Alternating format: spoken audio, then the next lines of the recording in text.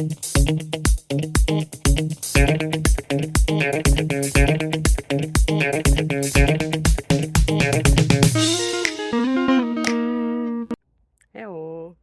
So today is sports day, so it's time to do something for us, for our body, and of course for our mind. So how about this next question?